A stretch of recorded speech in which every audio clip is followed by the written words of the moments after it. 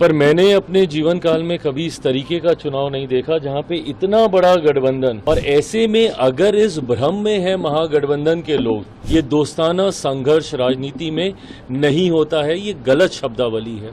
एक दूसरे के नेता के ऊपर आप आरोप लगा रहे हैं अपना चुनाव जीतने के लिए, तो आप कैसे मान के चल सकते हैं कि भैया दूसरे जिलों में ये जो लोग हैं, जितने भी नेता हैं जो एसी कमरे में बैठ के हेलीकॉप्टर में घूमकर, इन लोगों को लगता है कि भैया हम लोग ऊपर हम लोग मिल जाएंगे। महागठबंधन ने कहीं ना कहीं अपना पूरा नुकसान। देखिए, लोजपा रामविलास के राष्ट्रीय अध्यक्ष चिराग पासवान ने एक बड़ा बयान दिया है, और वो बयान है महागठबंधन में सीट बंटवारे को लेकर।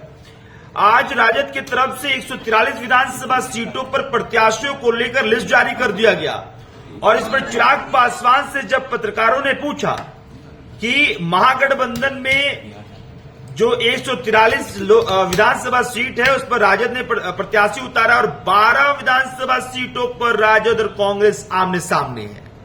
इस पर चिराग पासवान ने क्या कुछ कहा, एक बार आप सुनिए। सारी सीटों पर कैंडिडेट जो है उतार दिए हैं, कई 10 से ज्यादा सीटों पे कांग्रेस और आरजेडी आमने सामने। लिस्ट आज आई है, नॉमिनेशन का आखिरी दिन है। मैंने राजनीति का विद्यार्थी हूँ, स्टूडेंट ऑफ पॉलिटिक्स होने के नाते मैं ये पढ़ाई करता हूँ, अध्ययन करता हूँ, जानता हूँ कि चुनाव में क्या क्या कैसे कैसे हो रहा है। पर मैंने अपने जीवन काल में कभी इस तरीके का चुनाव नहीं देखा जहाँ पे इतना बड़ा गठबंधन इस तरीके से बिखराव की कगार पर आ गया।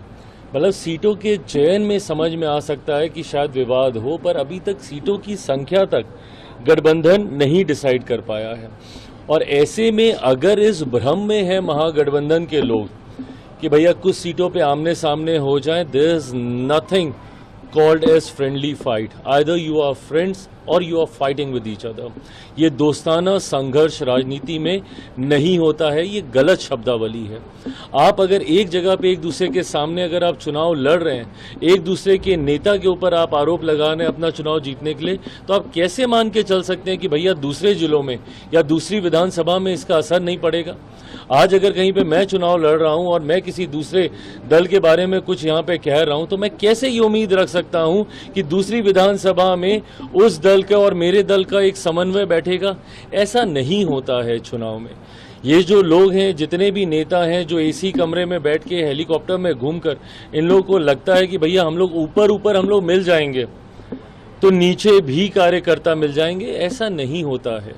आप ऊपर तो हो सकता है संभवतः 1 दिन 2 दिन 4 दिन के बाद ये लोग हाथ पकड़ के एक तस्वीर खिंचा लें एक दूसरे के साथ खड़े होकर, पर जो कार्यकर्ता इनके लिए नीचे लड़ रहा है, इनके लिए झगड़ रहा है, वो कैसे एक साथ आ पाएगा?